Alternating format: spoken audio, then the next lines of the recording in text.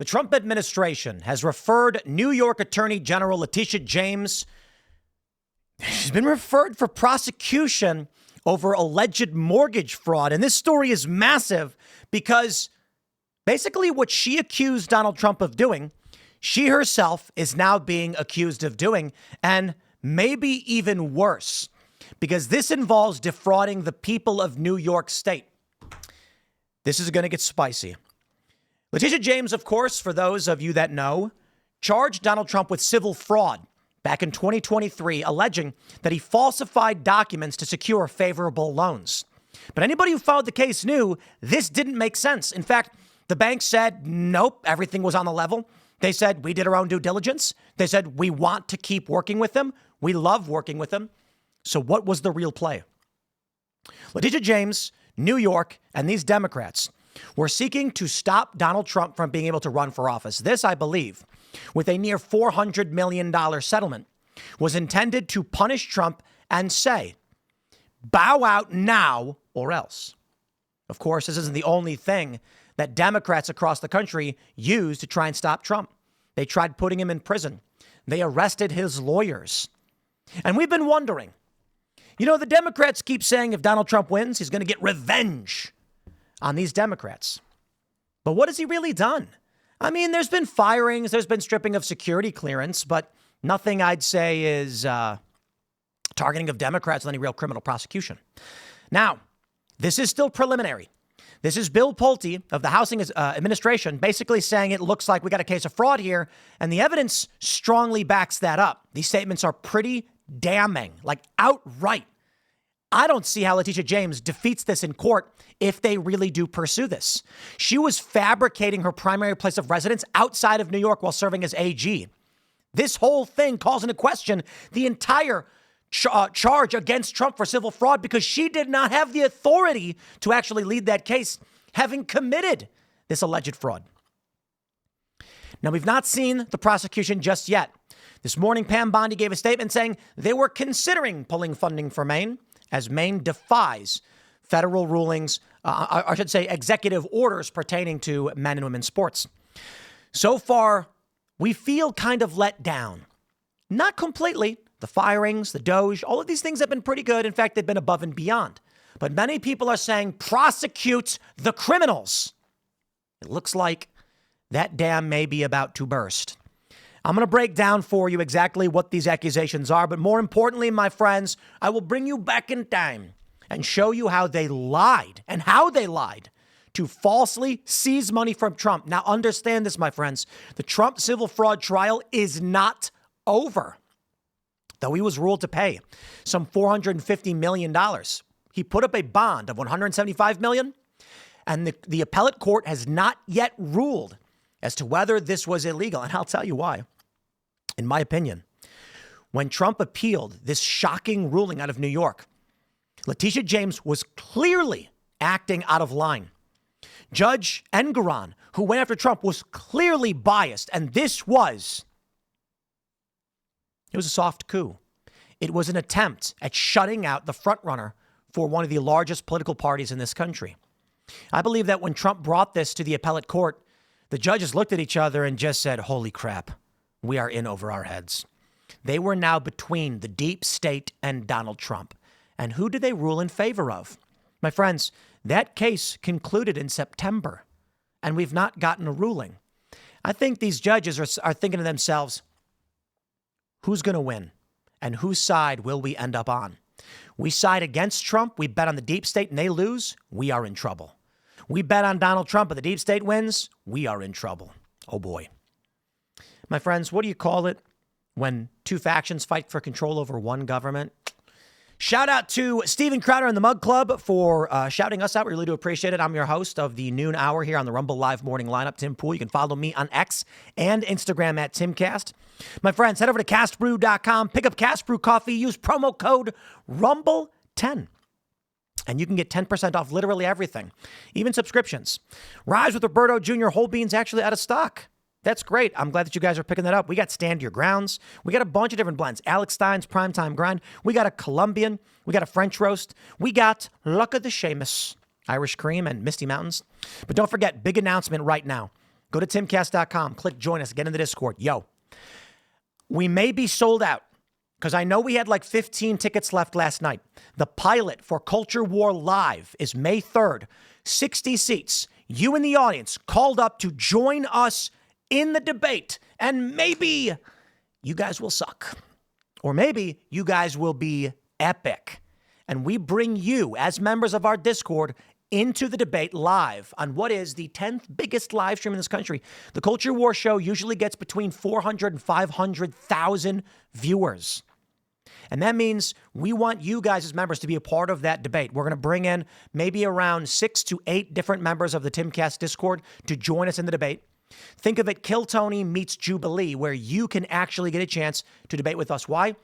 We don't want to limit the ideas in the debate in the Culture War to just people with big YouTube channels, many of whom might just be pandering to their audience. We want to give people who may not even care to be in the spotlight a chance to say, here's what y'all have missed. That's going to be every Friday at noon, but I believe the pilot will be on a Saturday. So if you guys want to come on down, you got to join that Timcast Discord server.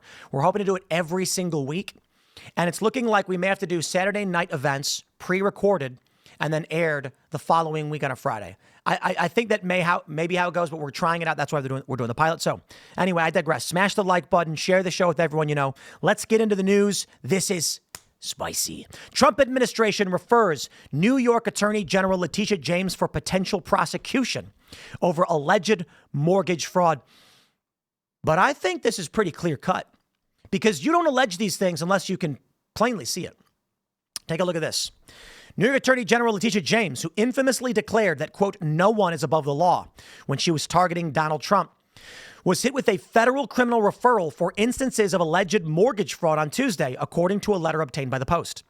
Federal Housing Finance Agency. Okay, that's what I said, Housing Administration, but Federal Housing Finance Agency Director William Pulte sent the missive to Attorney General Pam Bondi and Deputy AG Todd Blanche, alleging that James had falsified records to get home loans for a property in Virginia that she claimed was her principal residence in 2023 while still serving as a New York State prosecutor.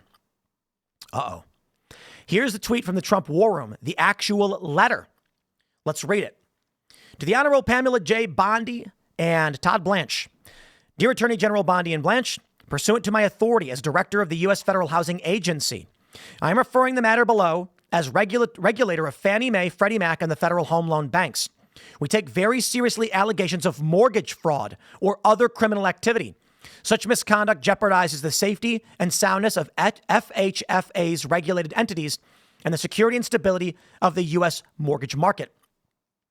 In the course of exercising U.S. federal housing authorities under the Federal Housing Enterprises Financial Safety and Soundness Act of 1992, U.S. federal housing has identified matters that are appropriate for referral to the U.S. Department of Justice for consideration of criminal prosecution.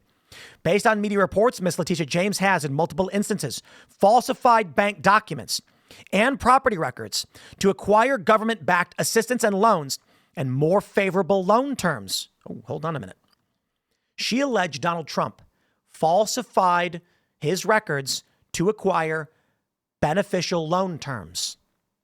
For this, she charged him with civil fraud, and she won.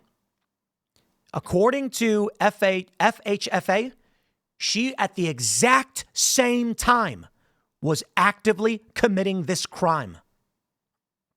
This is crazy. He goes on to say, this has potentially included 1, falsifying resident status for a Norfolk, Virginia-based home in order to secure a lower mortgage rate, and 2, misrepresenting property descriptions to meet stringent requirements for government-backed loans and government assistance. Literally, what she accused Trump of doing, she is accused of doing at the exact same time. On August 17th, take a look at this. 2023, Miss James granted Miss Shamice Thompson Hairston power of attorney to make a Virginia property her, quote, principal residence. See Exhibit A. And on August 30th and 31st of 23, just weeks before Trump was going to trial on his charges, through her attorney, Miss James purchased the property in Norfolk in a Fannie Mae Freddie Mac Form 3047.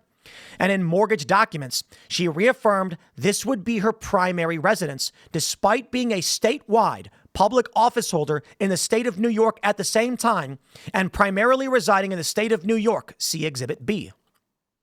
He shows it.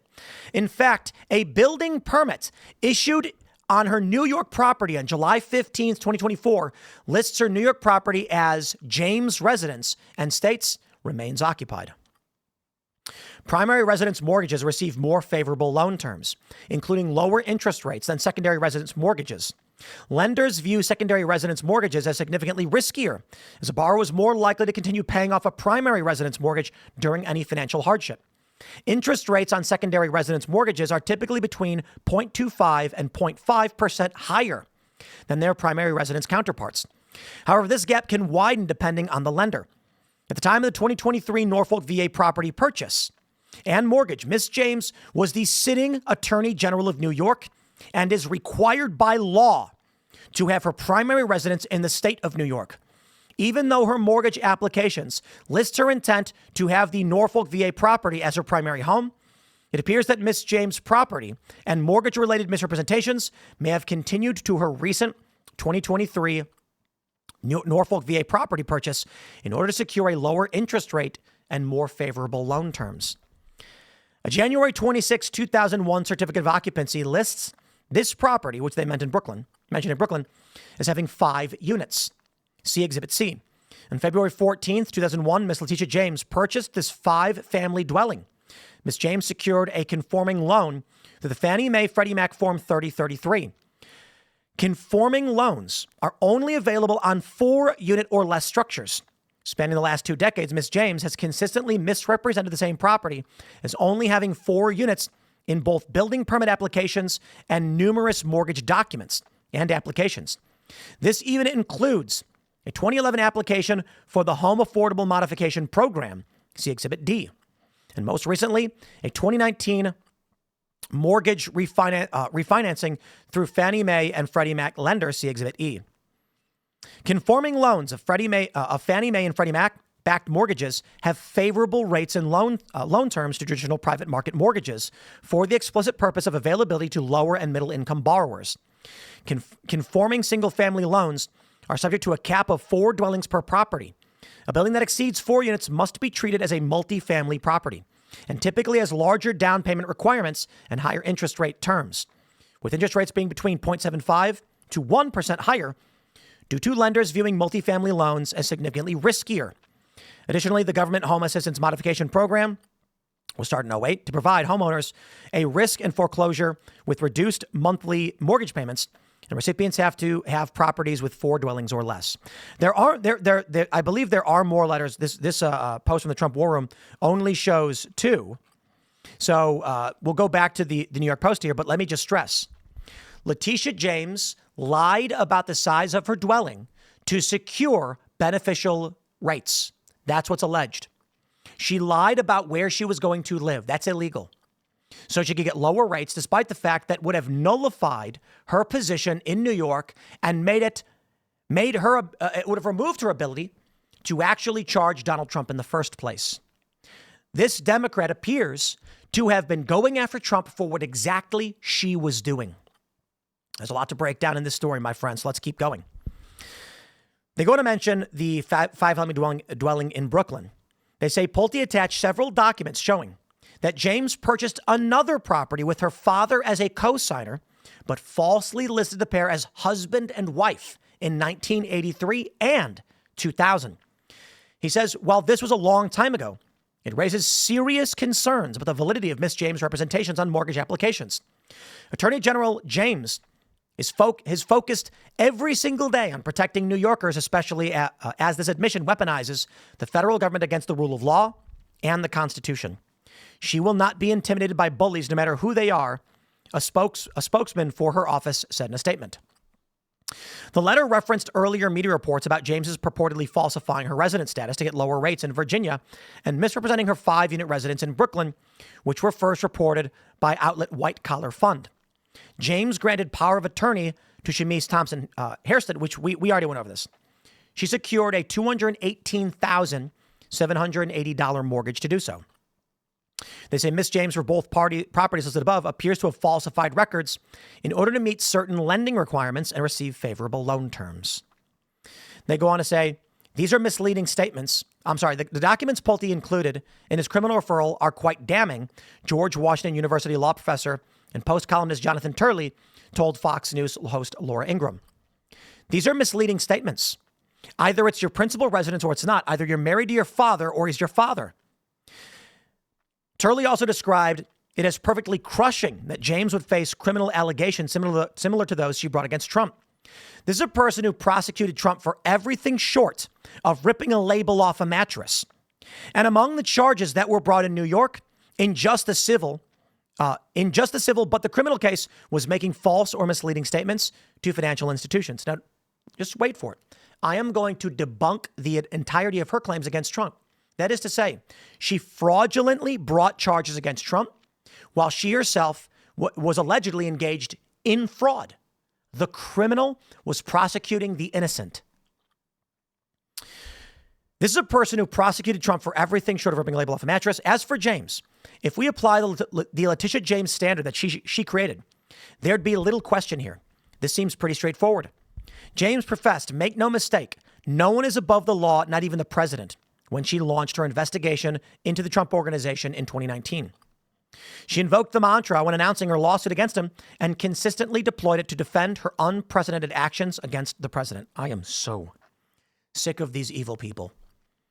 And now I will say this is just a referral for prosecution. But I am so sick of the criminal corruption being smacked in our faces and nothing being done. Please, Pam Bondi, Cash, whoever, bring charges. What more can be said? They're going to mention, Trump lashing out at Letitia James. Here's how the Daily Beast frames it. Trump targets his New York nemesis by formally demanding she is prosecuted. The president's federal housing director is calling for an investigation into alleged mortgage fraud. They said the criminal referral was sent this week. No. James has been the target of Trump's disdain since she successfully sued the Trump organization for overinflating the values of its properties to secure better loan terms. A judge found the organization had committed fraud for years and ordered it to pay $454 million judgment. That was a false criminal trial, false civil trial. Again, I got the receipts. You want to stick around? I'll show them to you in a few minutes. But I got the receipts. They lied about everything. And surprisingly, it is CBS. It is ABC. Their reporting that proves Letitia James fraudulently charged Trump himself with fraud. And the judge fraudulently, at least in my opinion, they were lying, upheld this ridiculous case. And again, ask yourself why it's been since September and we haven't got a ruling. It has been 7 months. What's going on? Why aren't they coming down and saying yes or no to Donald Trump? Again, I think it's because the appellate court is concerned. Who do we go against, the deep state or Trump? Because they know the court case is BS. There's no victims. They even said this. They said there's no victims. There's no loss of money. And Trump gave a definitive warning to the alleged victims. But somehow the judge said it was fraud. Let me say it again. Trump warned the creditors, you guys are going to have to do your own due diligence, look into our documents, and determine what you want to loan us. They did. They lowered the loan rates. They said, we're going to lower the loan rates because we did our own due diligence. And Trump said, okay, sounds fair. And they called it fraud. They lied. Take a look at this. They're going to mention all this stuff, blah, blah, blah. And they say basically that Trump is getting revenge, blah, blah, blah. The New York Attorney General is also leading the legal challenge against the Trump administration's efforts to cancel federal contracts, withhold congressionally appropriated funds, and purge the civil service. Her office is additionally looking into whether insider trading took place last week when the markets were in free fall over Trump's tariff chaos. The president stripped James of her security clearance in February. He appeared to welcome the news that she would now be investigated. Could be. Quote, Letitia James, a totally corrupt politician, should resign from her position as New York State Attorney General immediately. Everyone is trying to make New York great again, and it can never be done with this wacky crook in office.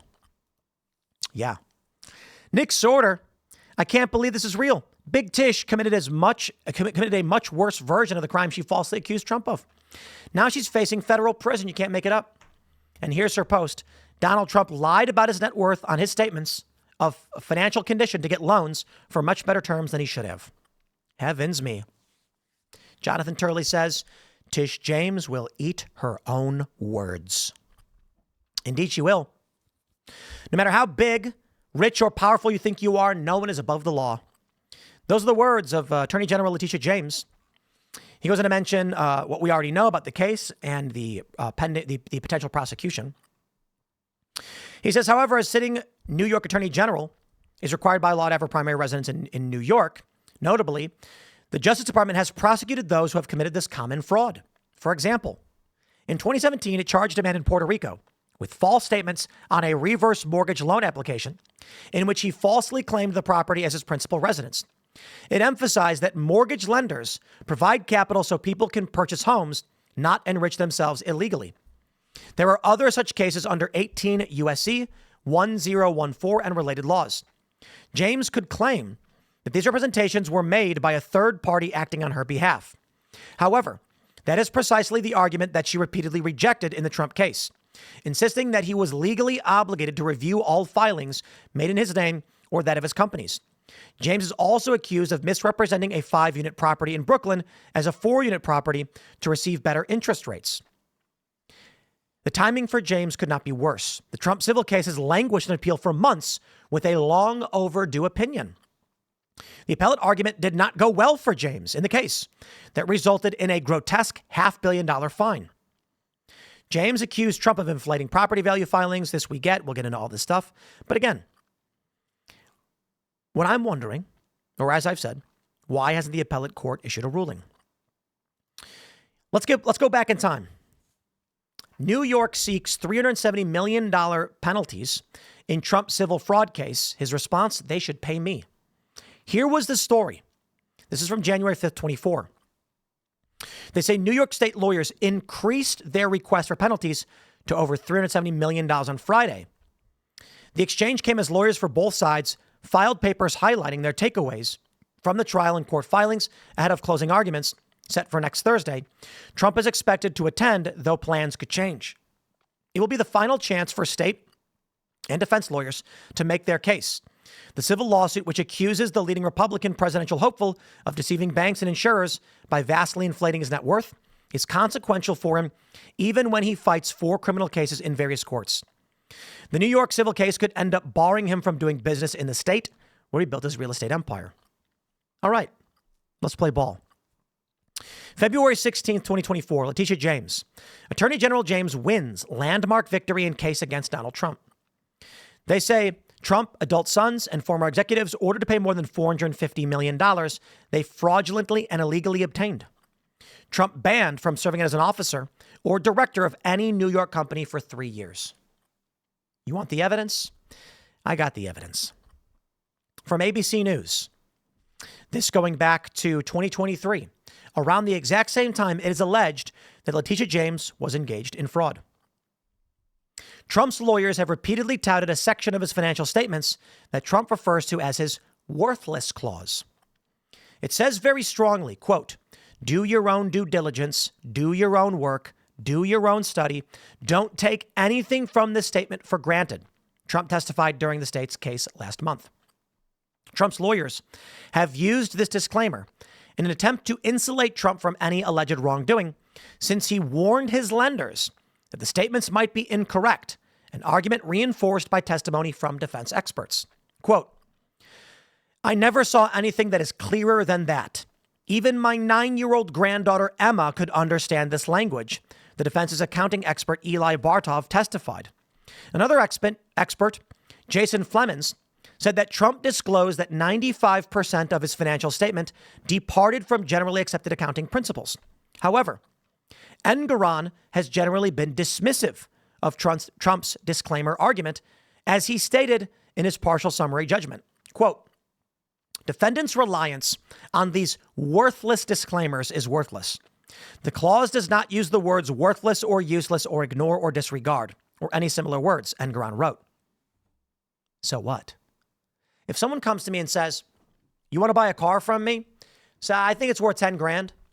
It's, got this kind of engine and these kind of tires. Let me know if you want to buy it, but I recommend you get a mechanic to come and check it out.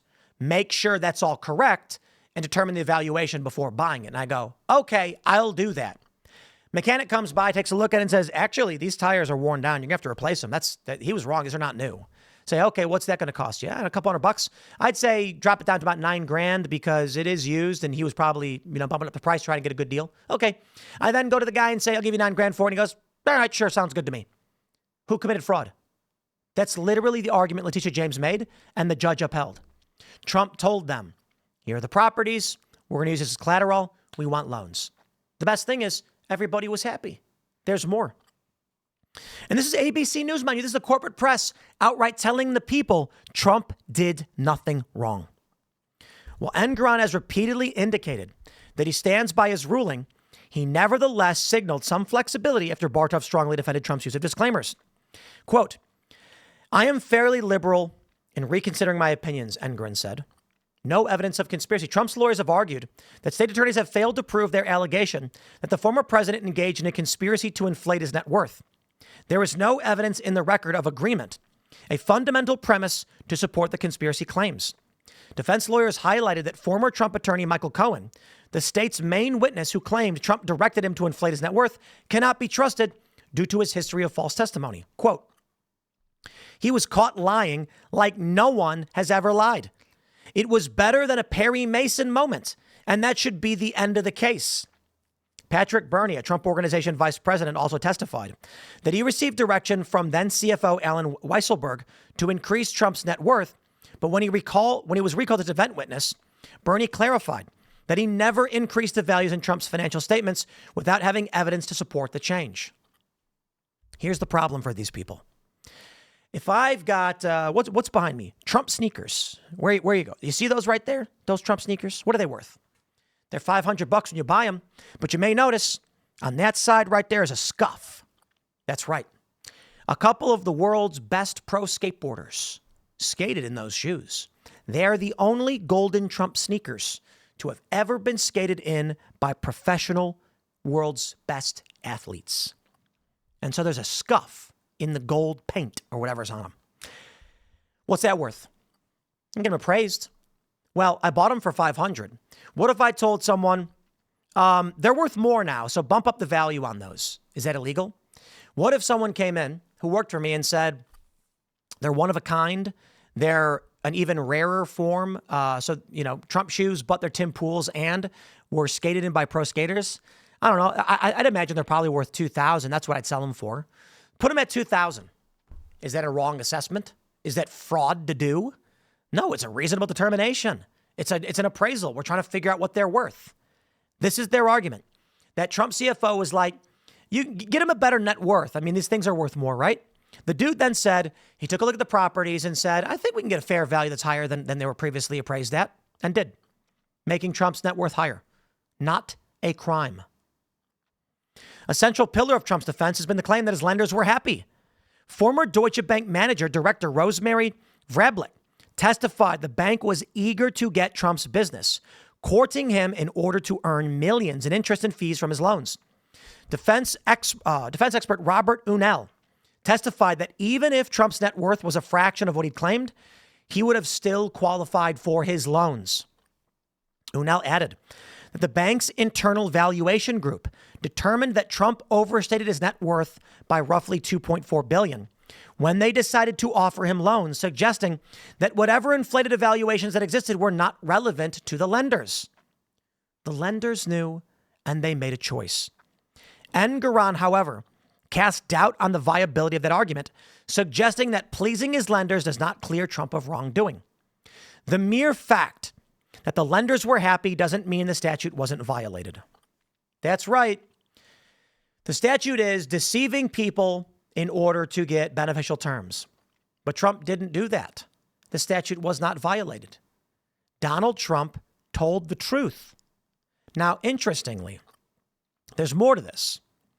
There is, let's see where I have this. This one matters. The tripled Trump Tower triplex. How is it that Donald Trump submitted forms that alleged that his 10,000 square foot penthouse was 30,000 square feet? That was the argument raised by Democrats. Donald Trump knew that his house was not 30,000 square feet, his penthouse.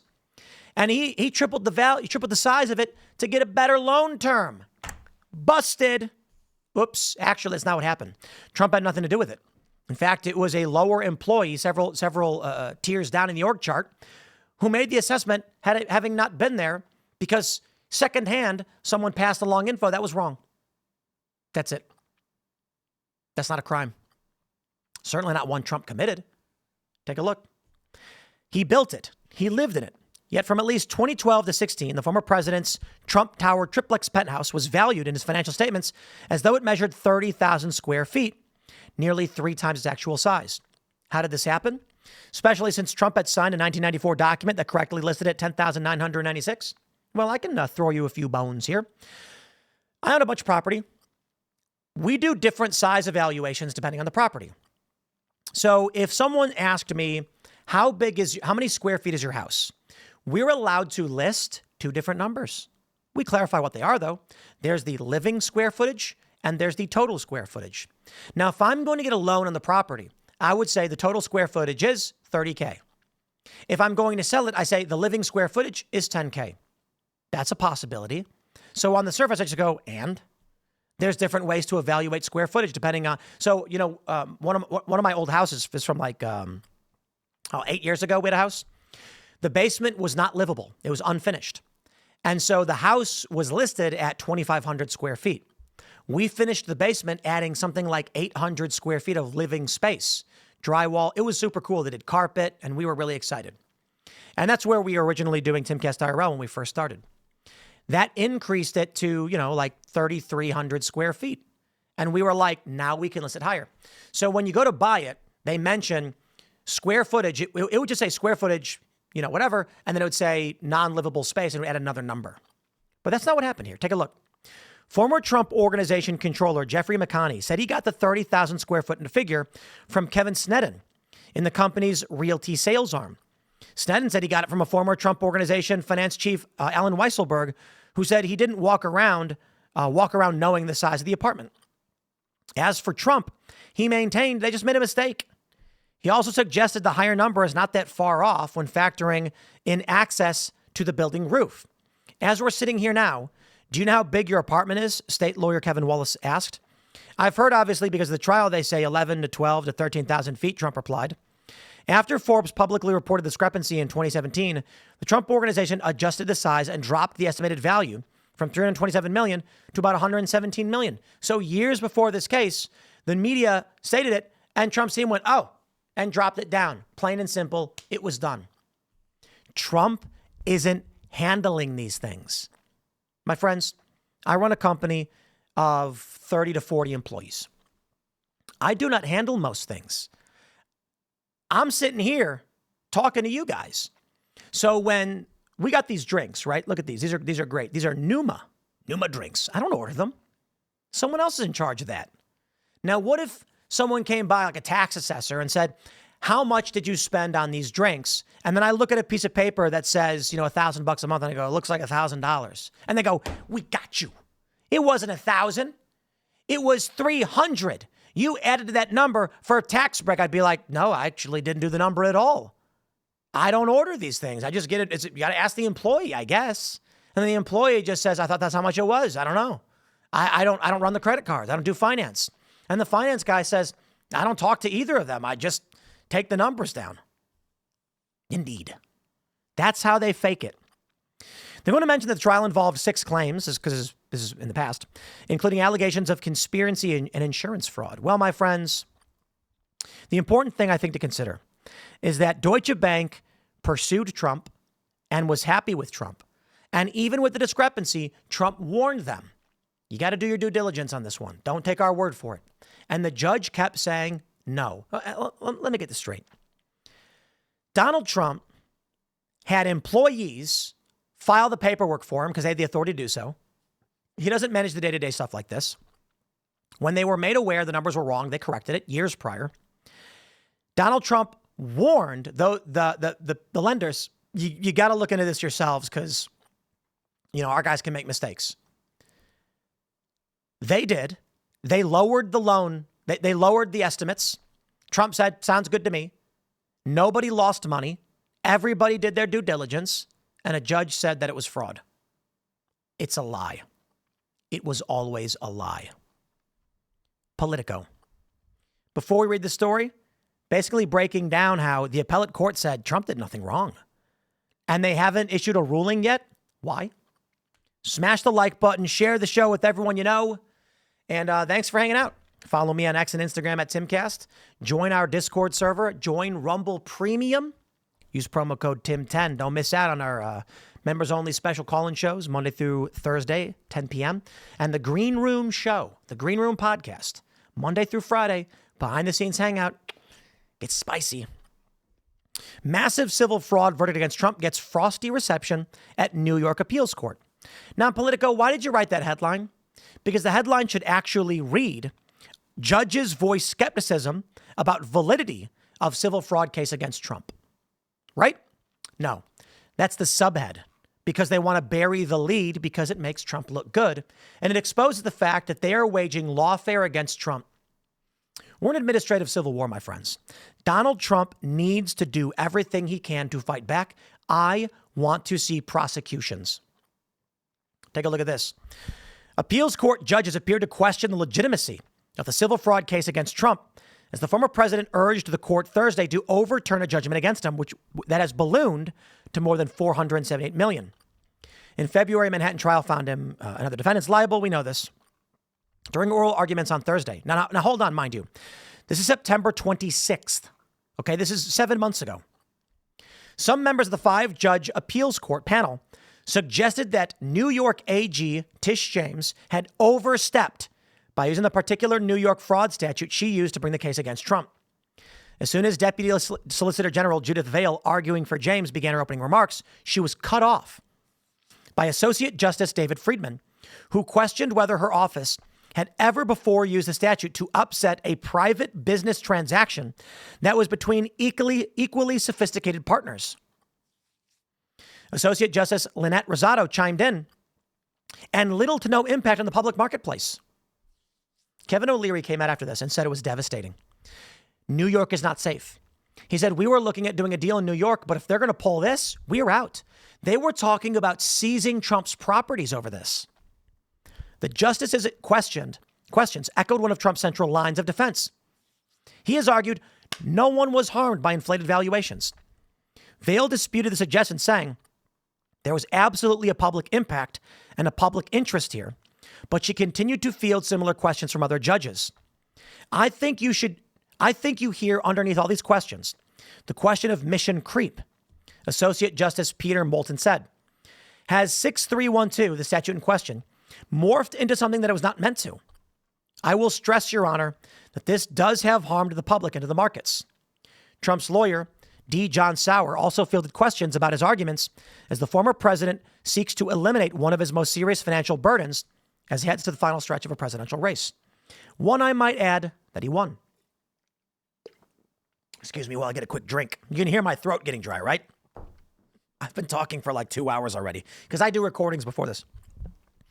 Sauer argued that in his deals in question, there were no victims, no complaints. What about deterrence? Even if the transactions at issue in the Trump case went down fine, Moulton said, similar fraudulent conduct in the future might not go down well, and someone would be harmed by that. The panel didn't rule Thursday. The former president hasn't had to turn over the full amount of the judgment because the panel of state appeals judges allowed him to put up a $175 million bond. I just want to stress, they didn't issue a ruling. It's been nearly 7 months. What's going on? Donald Trump was running for office. I believe they're terrified of the deep state, and they don't know who's going to win. So they're sitting back and saying, how about we just not get involved in this one? And we'll wait and see. If Donald Trump can pull off a rebuke of the deep state, a crushing of the deep state, which it appears he's doing, I think they're going to come out and say, Trump wins. Trump wins. He was right the whole time. Take a look at this.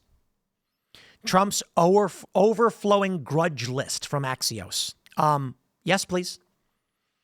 You know, there's a saying. Be the change you wish to see in the world. It's beautiful, isn't it? I like the modified version. Be the right the left claims that you are. Right. It's time for Donald Trump to stop holding back. This morning, I saw a press conference from Pam Bondi. I'm a fan, by the way. Pam Bondi said, Maine is refusing to abide by their rules, the executive orders on men and women's sports. For this, we are suing. Okay. A lawsuit? Okay. I don't care. She said, we are considering withholding funds. Huh? Just do it. Just withhold the funds. Make them come to the table. I don't get it. You know, everybody wants the Epstein list. We're not getting it. They're not going to withhold funds from Maine. They're just going to sue Maine to make them do it while they keep paying them. What a waste of time. Now, look, the DOJ has done some great work. Dan and Cash have been doing tremendous work. And I think people got to cut them some slack. It's only been a couple of months. I'm excited to see what they get done, and they've done some good stuff. In the meantime, it is true that people want action. We want to see justice and accountability. Take a look at this. From day one, Trump has delighted in settling scores. I am your retribution. They say in the final days, Axios identified a list of perceived adversaries. The Biden administration, Trump has revoked security clearances for Biden, Blinken, Jake Sullivan, Lisa Monaco. The FBI is investigating the Biden admin's handling of the EPA grant program. Interesting. After a senior DOJ official resigned rather than pursue a criminal inquiry that she believed was baseless. Glad to hear it. Treasury Department has tasked 2 IRS whistleblowers with investigating the Biden administration's handling of the Hunter Biden tax case. Epic. On Monday, Trump announced he was terminating Secret Service protection for Biden's son and daughter, Hunter and Ashley. And this is in mid-March. They say revoked Secret Service protection for Pompeo, Brian Hook, John Bolton. Interesting. Let's see. Pete Hegseth removed 2 portraits of Milley. Ooh, he removed a picture of a guy who's not working there anymore. What? Get out of here. Former Res Lip Cheney. Trump claimed this week that Biden's preemptive pardons of Cheney and others were void because of use of autopen. Please go after them then. Trump signed an executive order calling for the elimination of the Pelosi crown jewel, the Presidio Trust, which oversees a historic national park site in San Fran. Wow. Oh, man, I love this one so much. The White House took control of which outlets can participate in the press pool. I am calling on Donald Trump to just remove the White House Correspondents Association. Just get rid of them. The New York Times is livid right now because of the new media seat. And you know what? They never once mentioned that Tim Cast has a correspondent in the White House, Elad Eliyahu. Yeah, they never mention us. But many people are upset. They say, oh, no, Tim went and met with Benjamin Netanyahu. Don't know, don't care. You'd be mad. I literally don't care. You crackpot conspiracy weirdos, literally whatever. I am going to meet with any and every world leader that comes my way when they reach out to me. This is the Blair House, this is the White House guest house for the president. And they say a world leader is in town. Mr. Poole, would you like to come to a meeting? Yep, gonna happen every time I can. We lived in a world where these individuals were cut off. You had to be in the elite class of the press to get these conversations, to have these meetings. We ain't playing that game no more. And so there are people who are like, don't meet with him at all. I'm like, I've heard this 50 million times. I don't care. I have met with gang leaders. I met with a former Soviet general in Ukraine. I have met with leftist activists. I have met with rival warring factions in countries under civil unrest. I'm going to meet a lot of people, good, bad, or otherwise. In Brazil, I met with gang leaders telling us the police were bad and that they were killing their people. And then I met with the SWAT police and got a tour of their fake favelas for training. I'm going to meet these people. I'm going to ask them questions. And I'm going to do my best to make sure I convey all available information to you guys. The White House Correspondents Association, they lock everybody out and they make sure only they get to decide. Not anymore. So I'm here for it. I'm here for all of Trump's revenge. The New York Times mentions the lawsuits against Trump's agenda, an ongoing list. Shall I just scroll through it for you? Should I play like a theme song? Bum, bum, bum, bum, bum, bum, bum, bum, as we scroll. Look at all this. Look at all these lawsuits. Look at these. 1, 2, 3, 4, 5, 6, 7, 8, 9, 10. 38 more items. Look at all this. You know what I'm going to do? I'm going to expand. I'm going to expand every lawsuit bracket that I can. Let's see. Here we go.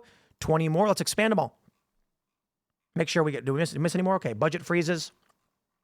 39 more. Look at all these lawsuits. Let's scroll down. Okay. That one's full. Doge, 20 more items. I hope it doesn't close the others when you open one, because that would be annoying, right? Wow. Look at all that. Nope, it doesn't. 4 more items. Look at this. This is nuts. Just scrolling through all this is taking forever. All of these lawsuits. This is the deep state waging war against the Donald Trump administration and his popular mandate. Look at this. Look at all, every time you see the word docket, these are the lawsuits filed against the Trump administration. That's the war they're waging. I also love this one. She's young, Trump friendly, and has a White House press pass. Shout out to Natalie Winters, protege of Steve Bannon, the newly high-profile contingent of West Wing reporters. Bring it on. Did you guys know that only a couple hundred universal injunctions have ever been issued in the history of these United States, and about 80 of them were against Trump? Yeah, weird, right? The Trump administration has more universal injunctions than any other administration. Any other. His first term was 64 universal injunctions. These are unconstitutional universal decrees by judges. You can't do that. You can't do that. But they're doing it anyway. Which brings us to the great problem that we face. With Letitia James facing criminal prosecution, and I hope they throw the book at her, Trump must go after each and every one of these individuals. The DOJ must go after Letitia James for the love of all that is holy. The next time I get invited to the White House and I see these individuals, and with respect, I really do appreciate that they're allowing people like me to come in and ask these questions. The next time, I'm going to say to them, when will you begin the criminal trial? No, I know. Right? We want to see. What I'm saying is, I fully expect you to investigate. We fully expect you, based on these charges already seen, these allegations, it looks legit. We fully expect a criminal trial. When's it going to happen? I'm going to ask. What you need to know about Jenna Ellis's 2020 election charge. You know what it was? She was hired as a lawyer. She drafted a letter for Donald Trump. So they charged her with violating Georgia RICO and solicitation of violation of an oath of a public officer because she drafted a letter for Trump.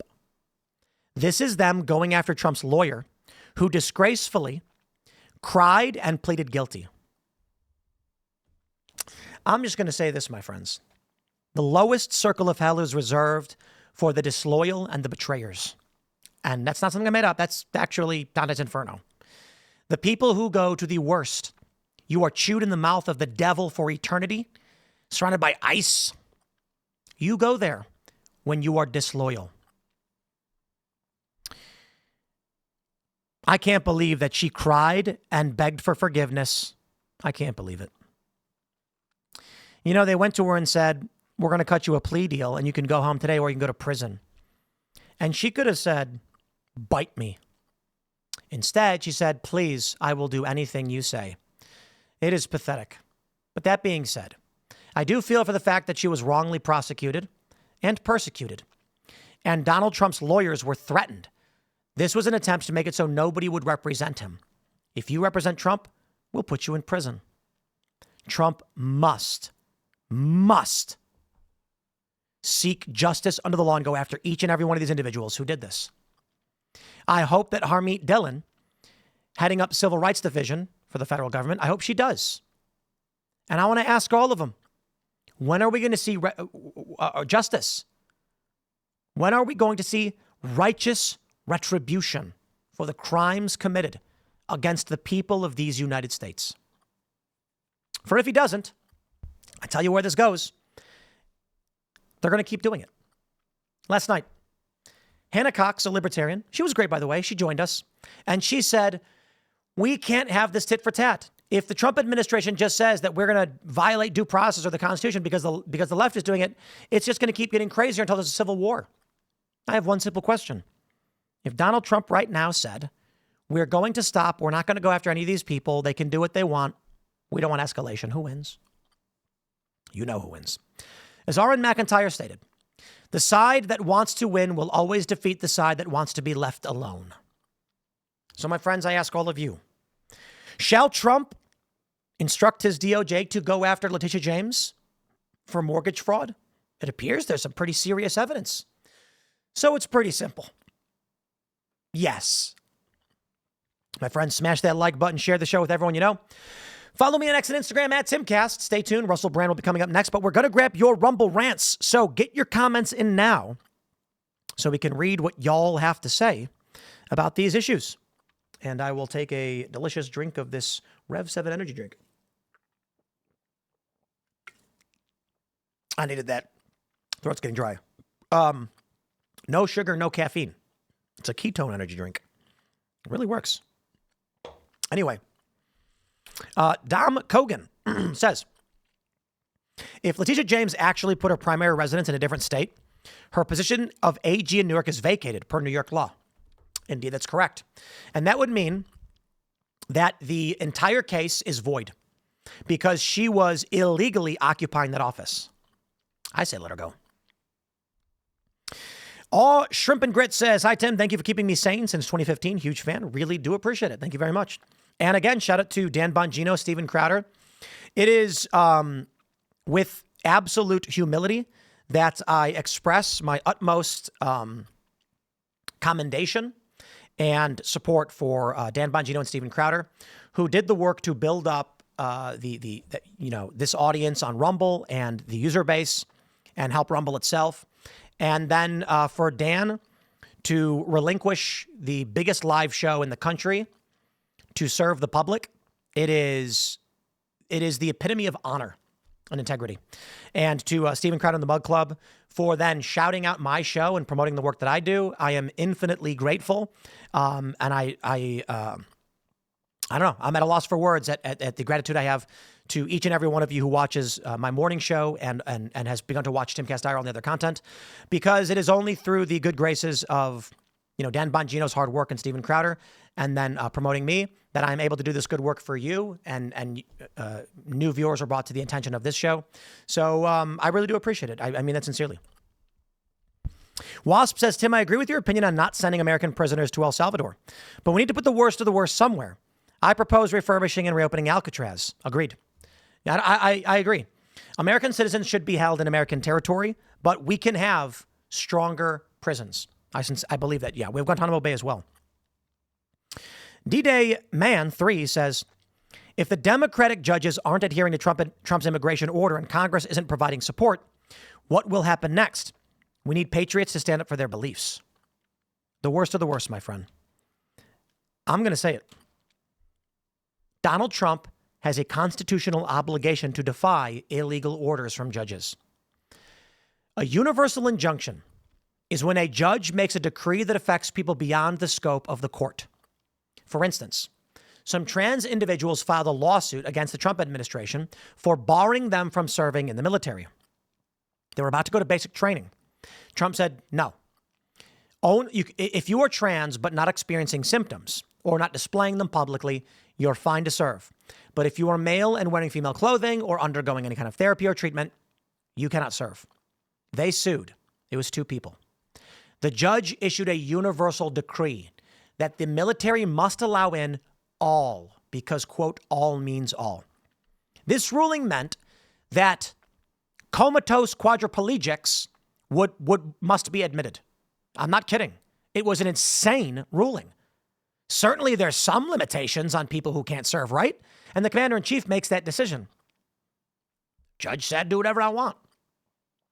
That is called a universal or nationwide injunction, and it is unconstitutional.